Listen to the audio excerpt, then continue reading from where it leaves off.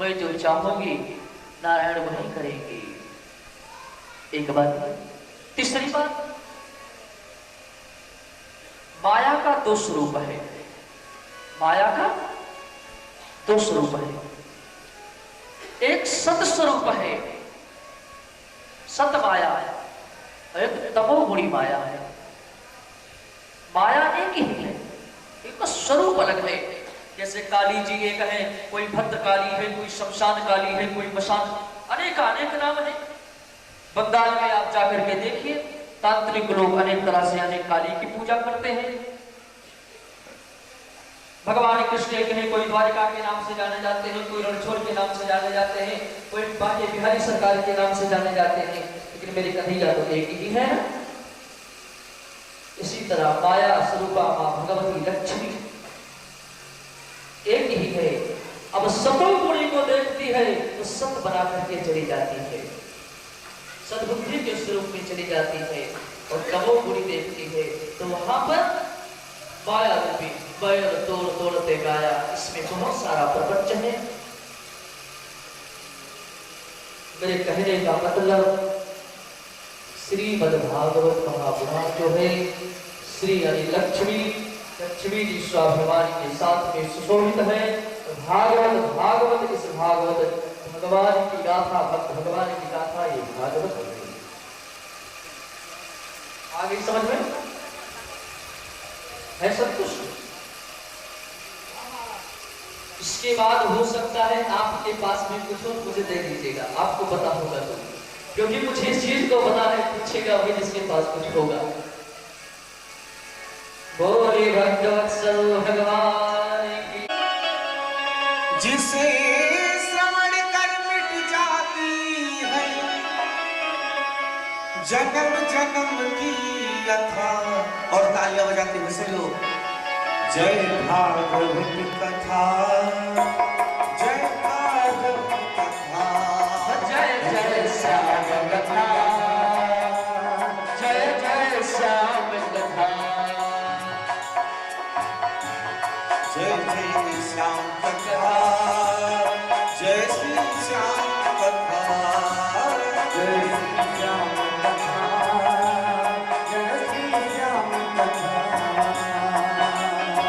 जिसे श्रवण कर मिट जाती है, जिसे श्रवण कर मिट जाती है जन्म जन्म की कथा। जय जय श्याम कथा की जय जय श्याम कथा, जय जय श्याम कथा की जय जय श्याम कथा।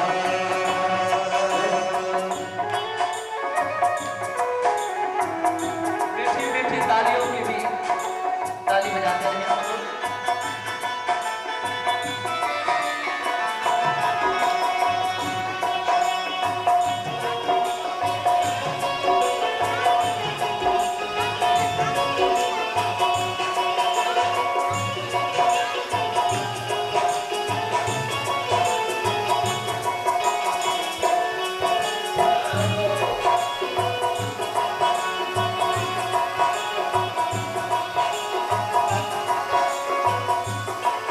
आगे कहते हैं क्या?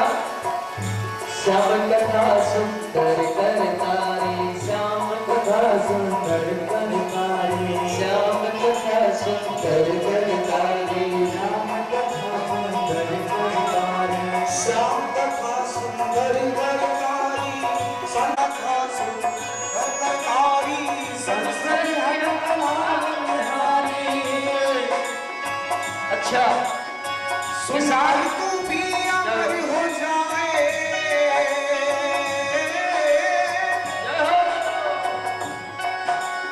सुनकर तू भी अमर हो जाए। जय जय श्याम कथा, जय श्री श्याम कथा, ओ जय जय श्याम कथा, ओ जय जय श्याम कथा, जय जय श्याम कथा, जय जय श्याम कथा, जय जय श्याम कथा, जय जय श्याम कथा, जय जय श्याम कथा, जय श्याम।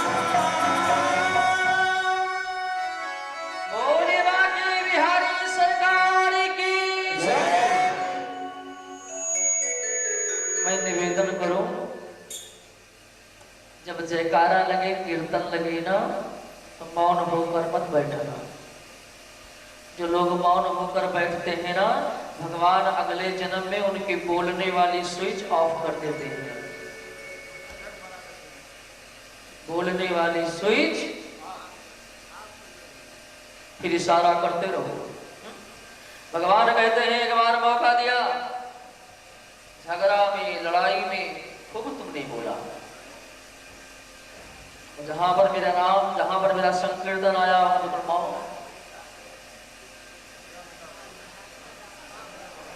लगता है किसी ने जबरदस्ती। भगवान का नाम प्रेम से लेना चाहिए।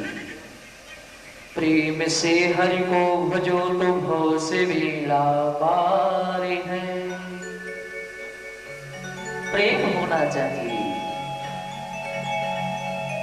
आइए चलते हैं सभी लोग कथा में। कल श्री सूत जी महाराज शौनकादि महात्माओं से भाग। मैं किसी एक को इंकित नहीं कर रहा हूं, मैं सभी के लिए बोल रहा हूं, मैं अपने लिए भी बोल रहा हूं।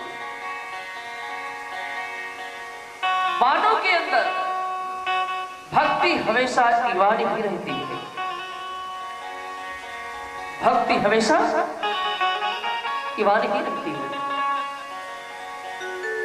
जब भी कोई कार्य करेगा बड़ी प्रसन्नता से, लेकिन जो ज्ञान और वैराग्य है वो सुसुप्ति अवस्था को प्राप्त है। क्या करना है, क्या नहीं करना है, कैसे करें, ये सूझबूझ नहीं होता साहब। इस कथा से हमें आपको ज्ञान मिलता है। व्यास जी महाराज बतलाते हैं हम क्या करें, क्या ना करें। ज्ञान वैराग्य जब हमारे ईमान होंगे तब भक्ति सही मार्ग पर चलेगी। और ईमान कब होंगे?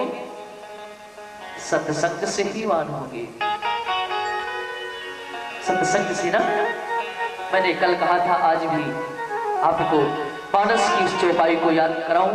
तो तुलसी बाबा की बहुत सुंदर चौपाई, आप लोग भी गुनगुनाए। बिनु सत्संग विवेक न होई, बिनु सत्संग विवेक न होई, बिनु सत्संग विवेक न होई। सत्संग विवेक न होई, राम कृपा बिनु सुलभ न सोई, राम कृपा बिनु सुलभ न सोई।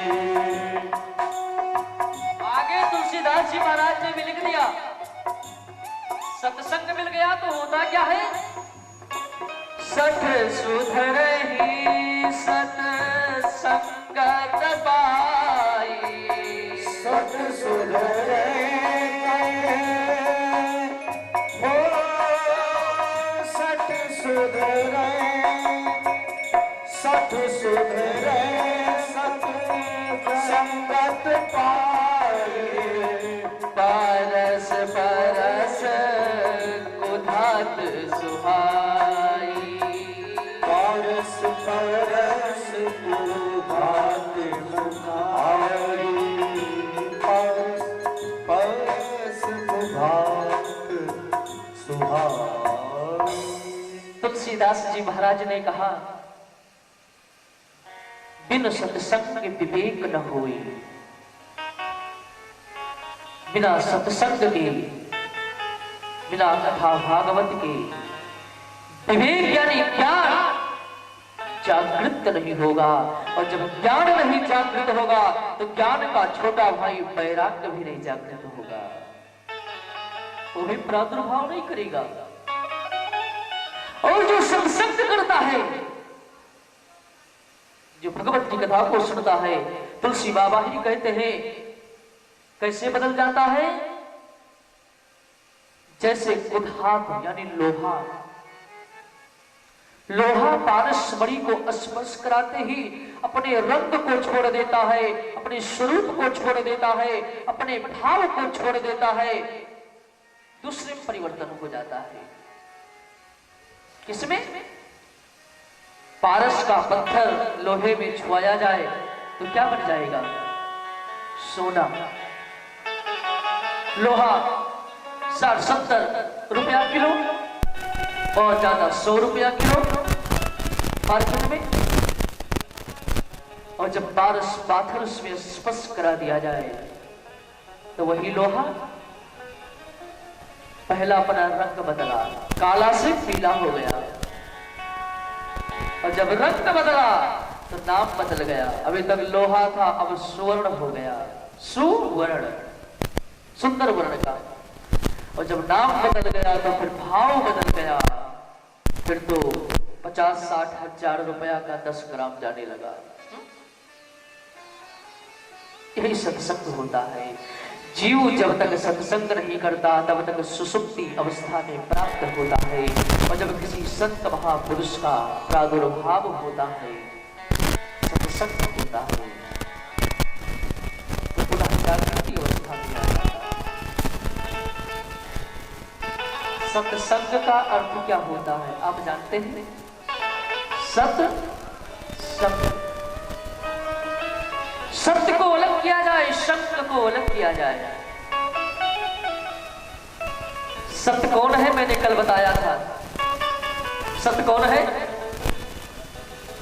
सच्चिदानंद रूपाय विश्वोत्पत्त्याद हेतवे जय सच्चिदानंद जगपावन अस्कहि चलो मनोजन सावन। आ गया समझ में सत्य कौन है? और मैं बता दूंगा। उमा कहो मैं अनुभव अपना, सत्य हर भजन जगत सब सपना। सत्य यानी ईश्वर। सत्य का अर्थ ईश्वर है एक व्याकरण के सूत्र के अनुसार, और सत्य का अर्थ प्रीति। जो मैंने गुरुजनों से, संतों से सुना है, संग का अर्थ प्रीति। ईश्वर के चरणों में प्रेम करना, ईश्वर से प्रीति करना ही सत्य संग है। अच्छा, भक्ति कितनी प्रकार की होती है? भक्ति कितनी प्रकार की होती है? नौ ना? श्रवणम कीर्तनम यस्य पाय विष्णुपाद सेवनम, ऐसे करके नौ भक्ति है। तुलसी बाबा ने भी निरूपण किया।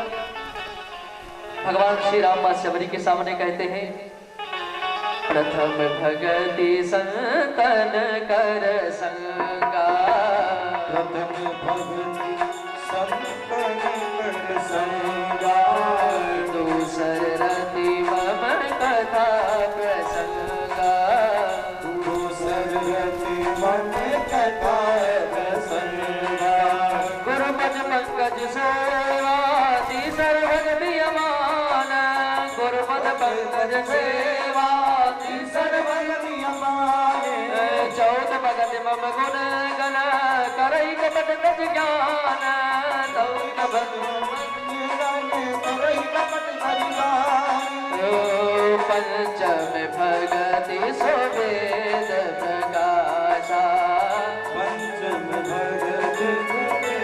ऐसे कर करके भगवान ने मां शबरी के सामने नौ भक्ति का निरूपण किया। नौ भक्ति होगा कब? सत्संग से, जब ज्ञान वैराग्य रूप। ये बताएं, क्या भागवत केवल दिव्य प्राणियों की हितारती है, क्या कभी पापियों को हितारती है? क्या कभी दुष्ट आत्मा पापी को हितारती है? सूत जी महाराज हंसने लगे। शौनकादि, तुम क्या प्रश्न करते हो? अरे पापी क्या, पापी तो जीवित रहता है, यदि जिसकी मृत्यु हो जाए तो बहुत पाप ही पाप किया हो, यदि उसके निमित्त भागवत कर दिया जाए तो वो भी तर जाता है। शौनकादि महात्माओं ने कहा, प्रभु क्या ऐसी कोई घटना है मुझे आप बता सकते हैं? तो कहा हाँ मैं सुनाता हूँ, एक बहुत सुंदर इतिहास है, सो सुनो। अत्र ते कीर्तिर्यस्याम इतिहासं पुरातनम् यस्य श्रवणमात्रेण पापहानि प्रजा। सुनो, बहुत समय की बात है। तुंगभद्रा नदी के तट पर एक आत्मदेव नाम के ब्राह्मण रहते थे। वो ब्राह्मण गृहस्थ थे। वो और उनकी श्रीमती, उनकी भार्या जी, ये दोनों रहते थे। उनके घर में कोई संतान नहीं था, कोई भी संतान नहीं। मेरे भाई बहन, एक मैं प्रार्थना करूं आप लोग से हाथ जोड़ करके, किसी की संतान होना या ना होना ये ईश्वर की देन है, लेकिन यदि किसी के संतान ना होना उसके प्रारब्ध बस, तो उसका भूल कर भी कभी ताना कभी मत मारना।